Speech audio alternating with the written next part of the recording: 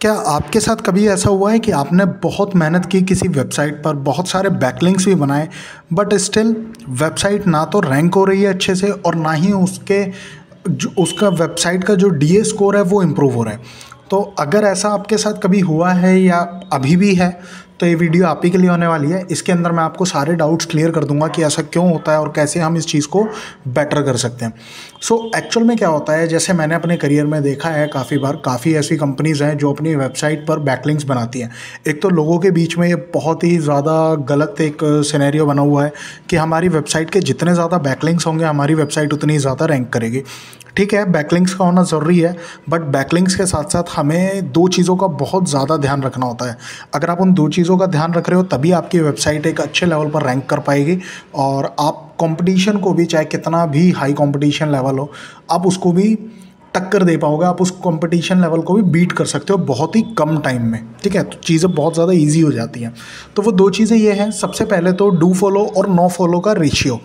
आपको एक standard ratio अगर देखा जाए, जो मैंने अपने प्रैक्टिकल एक्सपीरियंस से समझा है, अगर आप 80% डू फॉलो और 20% नो फॉलो बैकलिंक्स बना रहे हो तो आपकी वेबसाइट बहुत अच्छे से इंप्रूव करेगी। अगर 80-20 का आप रेशियो मेंटेन कर रहे हो, थोड़ा सा डिफिकल्ट होता है इस रेशियो को मेंटेन करना, बट हाँ, अगर आप कोशिश करें तो मेंटेन हो सकता है डेफिनेटली। उसके बाद नेक्स्ट पॉइंट होता है रेफरिंग डोमेन्स। सबसे ज़्यादा इंपॉर्टेंट पार्ट है रेफरिंग डोमेन्स। अब एग्जाम्पल लेते हैं, अगर आपकी वेबसाइट है, आपकी वेबसाइट पर आपने बनाए 1000 बैकलिंक्स, ठीक है, और आपका रेफरिंग डोमेन्स जो बढ़ा वो बढ़ा सिर्फ 100। वहीं आपकी तरह कॉम्पिटिटर की वेबसाइट है, उसने बैकलिंक्स बनाए सिर्फ और सिर्फ 400, लेकिन उसका जो रेफरिंग डोमेन है वो बढ़ गया उसका 200। तो डेफिनेटली गूगल उस कॉम्पिटिटर की वेबसाइट को ही प्रायोरिटी देगा। एंड अगर आपने कॉम्पिटिटर एनालिसिस कभी किया होगा तो आपने काफ़ी बार ये चीज़ नोटिस की होगी कि यार इस वेबसाइट पर तो इतना कुछ है भी नहीं, या इस पर तो इतने बैकलिंक्स भी नहीं है, इतना अच्छा डीए भी नहीं है इसका, फिर भी ये वेबसाइट मेरे से टॉप पर कैसे रैंक कर रही है। तो सिनेरियोज यही होते हैं। आपको ये चीज़ ध्यान रखनी चाहिए, आप जब सारा कुछ चेक करते हो आप साथ में ये भी चेक करो कि आपका जो कॉम्पिटिटर है उसके रेफरिंग डोमेन्स क्या है। ऐसा नहीं होता है कि सिर्फ बैकलिंक्स देके कहाँ कहाँ बने हुए हैं हर जगह बैकलिंक ठोक मारे। मेन चीज़ है, अगर आपने उसके रेफरिंग डोमेन्स जान लिए, कौन कौन सा प्लेटफॉर्म या कौन कौन सी साइट उन्हें रेफरिंग डोमेन दे रही है, तो उससे बेस्ट ऑप्शन तो कुछ भी नहीं है। ठीक है, अब उसके लिए आप कैसे कर सकते हो, आप सैमरश पर जाओ, फ्री अकाउंट बना लो, उससे भी आपको काफ़ी हद तक आइडिया लग जाता है।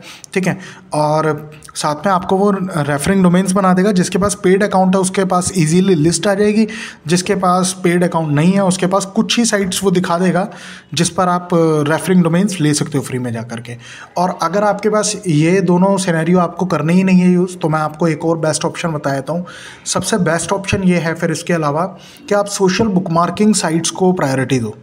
रीज़न है, काफ़ी लोग मानते हैं कि सोशल बुकमार्किंग साइट से ना वेबसाइट का स्पैम स्कोर बढ़ता है। भाई देखो, स्पैम स्कोर की अगर मैं बात करूं तो एक्चुअल में क्या होता है, अगर आप ऐसी वेबसाइट पर बैकलिंक बना रहे हो जिनका पहले से ही स्पैम स्कोर बढ़ा हुआ है तो डेफिनेटली आपके ऊपर भी इफेक्ट आएगा। ठीक है, और फिर अगर आप रेशियो वगैरह भी मेंटेन नहीं कर रहे तो काफ़ी बार उस टाइम पर भी इम्पैक्ट आता है। तो उन सब चीज़ों को अवॉइड करने के लिए आप सभी के लिए बहुत ज़्यादा ज़रूरी है आप रेफरिंग डोमेन्स पर ध्यान दो। सोशल बुकमार्किंग से आपके जो नंबर ऑफ़ रेफरिंग डोमेन्स है वो बहुत ही तेज़ी से बढ़ते हैं, ये चीज़ ध्यान रखना।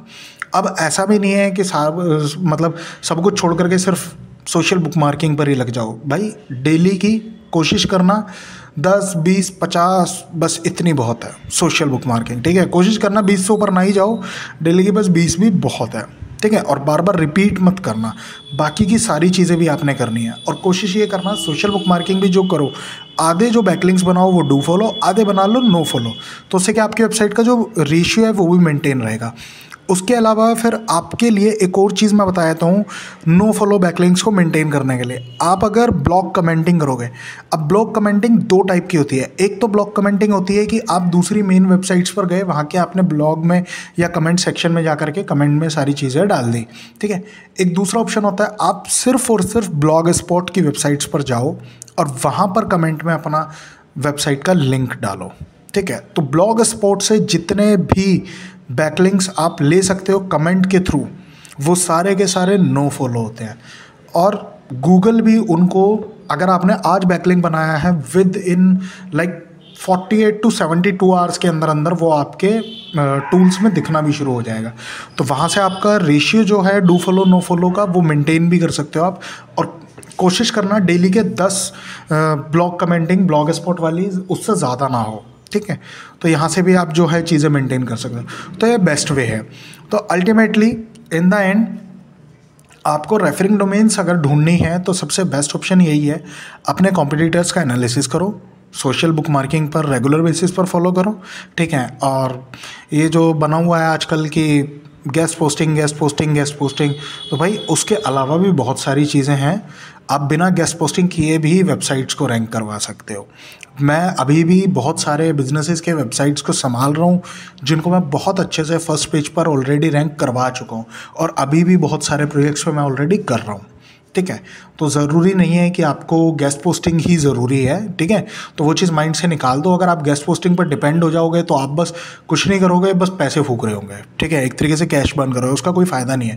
पहले जो ऑर्गेनिक मेथड्स हैं उनको फॉलो करो। अगर आप ऑर्गेनिक मेथड्स को बहुत अच्छे से फॉलो करोगे तो डेफिनेटली आपको बाकी चीज़ों की ना ज़रूरत ही नहीं पड़ेगी, आपको कभी जाना ही नहीं पड़ेगा कि भाई मेरे को गेस्ट पोस्टिंग करनी है, ठीक है। इसके अलावा अगर आपको कोई भी इशू कभी भी इस टाइप का या कोई भी क्वेरी आती है माइंड में, तो आप डेफिनेटली मेरे को कमेंट सेक्शन में शेयर कर सकते हैं, और मैं उसका आपको जो बेस्ट रिवर्ट होगा, जो बेस्ट सोल्यूशन होगा उसके साथ मैं आपको रिप्लाई कर दूंगा। Thank you, bye bye.